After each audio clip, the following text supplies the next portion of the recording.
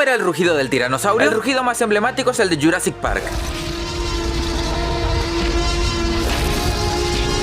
¡Hermoso! Pero según estudios, el tiranosaurio sonaba así.